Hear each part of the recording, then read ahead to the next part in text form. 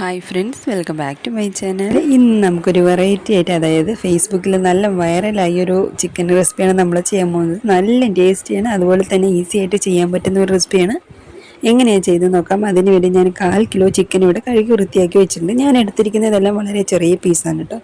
നിങ്ങൾക്ക് വേണമെങ്കിൽ വലിയ പീസിൽ ചെയ്താലും ഒരു കുഴപ്പമില്ല. അപ്പോൾ ഇതുപോലെ നമ്മൾ എടുത്ത് വെച്ചിരിക്കുന്ന ചിക്കനിലേക്ക് ആദ്യം വന്നിട്ട് നമ്മൾ ഉപ്പിട്ട് കൊടുക്കുന്നുണ്ട്. നമ്മൾ എടുത്ത് വെച്ചിരിക്കുന്ന ചിക്കൻ ആവശ്യത്തിന് പോലെ ഉപ്പിട്ട് കൊടുത്തിട്ടുണ്ട്. കൂടെ തന്നെ ഗരം മസാലയാണ്, ഒരു 1/2 ടീസ്പൂൺ ഗരം മസാല ഇട്ട് കൊടുത്തിട്ടുണ്ട്. ഇപ്പോൾ ഒരു 1/4 ടീസ്പൂൺ ചെറിയ ജീരകത്തിൻ്റെ പൊടി ഇട്ട് കൊടുത്തിട്ടുണ്ട്. പിന്നെ ഒരു 1.5 ടീസ്പൂൺ മുളക് പൊടിയാണ്. അതിനുശേഷം പിന്നെ ഇതിലേക്ക് ഇഞ്ചി വെളുത്തുള്ളിയുടെ പേസ്റ്റും കൂടി ഇട്ട് കൊടുത്തിട്ടുണ്ട്. അപ്പോൾ ഇതെല്ലാം കൂടി ഇട്ട ശേഷം നന്നായിട്ട് മിക്സ് ചെയ്ത് കൊടുക്കാം. നന്നായിട്ട് മിക്സ് ചെയ്തതിന് ശേഷം നമ്മൾ ഇത് ഫ്രൈ ചെയ്തെടുക്കണം. അതായത് നമ്മൾ എണ്ണയിലിട്ട് നമ്മൾ ചില്ലിയൊക്കെ ഉണ്ടാക്കുമല്ലോ, അതുപോലെയാണ് നമുക്ക് റെഡിയാക്കി എടുക്കേണ്ടത്.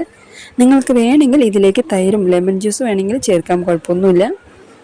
അത് നിങ്ങളുടെ ഇഷ്ടാനുസരണം പോലെയാണ്. അപ്പോൾ ഇതുപോലെ നന്നായിട്ട് മിക്സ് ചെയ്ത് കൊടുക്കാം. നന്നായിട്ട് മിക്സായി വന്നതിന് ശേഷം ഇപ്പോൾ എണ്ണ ചൂടായിട്ടുണ്ട്. അതിലേക്ക് നമ്മൾ ഇതുപോലെ നമ്മുടെ ചിക്കൻ എല്ലാം ഇട്ട് കൊടുത്ത ശേഷം നന്നായിട്ട് ഫ്രൈ ചെയ്യേണ്ട, നമ്മൾ ചില്ലിക്ക് ഇടുന്ന പോലെ അതുപോലെ ഫ്രൈ ചെയ്യേണ്ട, ജസ്റ്റ് ഒന്ന് ചെറുതായിട്ടൊന്ന് ഫ്രൈ ചെയ്താൽ മാത്രം മതി.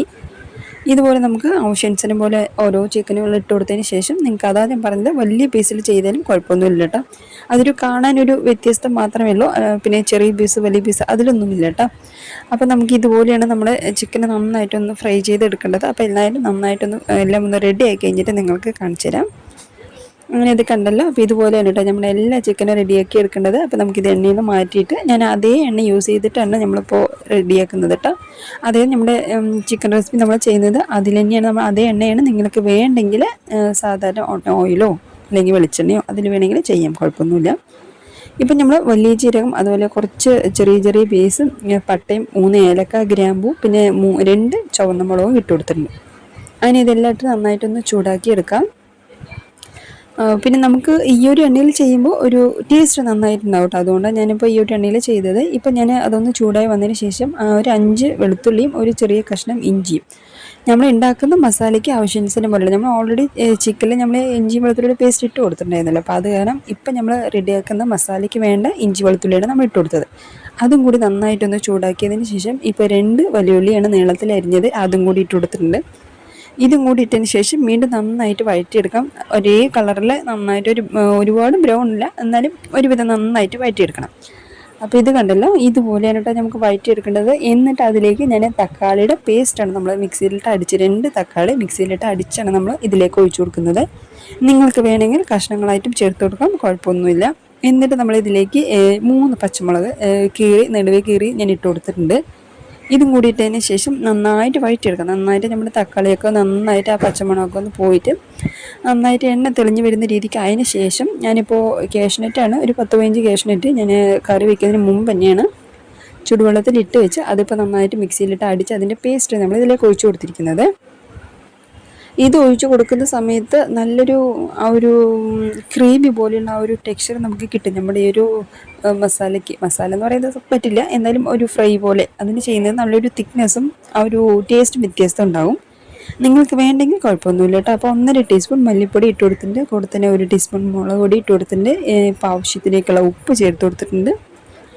ഇനി നമ്മൾ ചെറിയ ജീരകത്തിൻ്റെ പൊടിയാണ്, അതൊരു 1/4 ടീസ്പൂൺ ഇട്ട് കൊടുത്തിട്ടുണ്ട്. കൂടെ തന്നെ കുരുമുളക് പൊടിയാണ്, അതൊരു 1/2 ടീസ്പൂൺ. കുരുമുളക് പൊടി, മുളക് പൊടി അതൊക്കെ നിങ്ങളുടെ ഇഷ്ടാനുസരണം പോലെ, നിങ്ങൾ കറി എത്ര വയ്ക്കുന്നത് അതിനാവശ്യാനുസരണം പോലെ ഇട്ട് കൊടുക്കാം, കുഴപ്പമൊന്നുമില്ല. അങ്ങനെ ഒരു പക്ഷേ നിങ്ങൾക്ക് കാഷ്നട്ടിൻ്റെ പേസ്റ്റ് ഇല്ലാത്തവരാണെങ്കിൽ ഫ്രഷ് ക്രീം വേണമെങ്കിലും ചേർത്ത് കൊടുക്കാറില്ല. ഇപ്പോൾ ഇത് രണ്ടും ഇല്ലാത്തവരാണെങ്കിലും കുഴപ്പമൊന്നുമില്ല, അത് നമുക്ക് അഡ്ജസ്റ്റ്മെൻറ്റ് ചെയ്ത് അങ്ങനെ വയ്ക്കുകയും ചെയ്യാം കേട്ടോ. ഇപ്പം ഞാൻ 1/2 ടീസ്പൂൺ ഗരം മസാല ഇട്ട് കൊടുത്തിട്ടുണ്ട്. അങ്ങനെ ഇതും കൂടി ഇട്ടിട്ട് ഇപ്പോൾ ചെറിയ ചൂടുള്ള വെള്ളം കുറച്ച് ഒഴിച്ച് കൊടുത്തിട്ടുണ്ട്.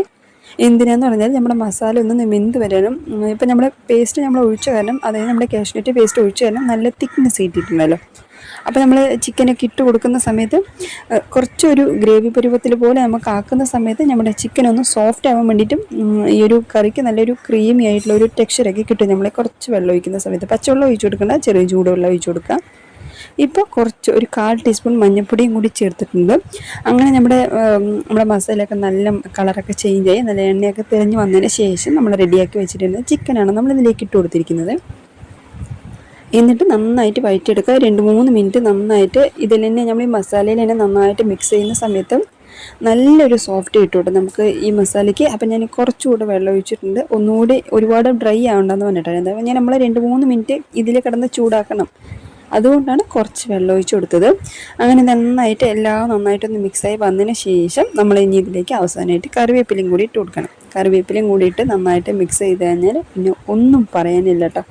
എല്ലാറ്റിനും നല്ല കോമ്പിനേഷനാണ്, നല്ല ടേസ്റ്റിയാണ്. അതുപോലെ ഒരു വെറൈറ്റി എന്ന് പറയുന്ന സമയത്ത് നിങ്ങൾക്ക് ഈ പറയുന്നവരാണെങ്കിൽ ഓക്കെ, അറിയാത്തവർക്ക് ശരിക്കും ഇതൊരു വെറൈറ്റി ആയിട്ടുള്ള ഒരു ടേസ്റ്റാണ് കേട്ടോ. നമ്മളെ കാഷ്യൂനട്ടിൻ്റെ പേസ്റ്റ് നമ്മൾ ഒഴിച്ചതാണ്.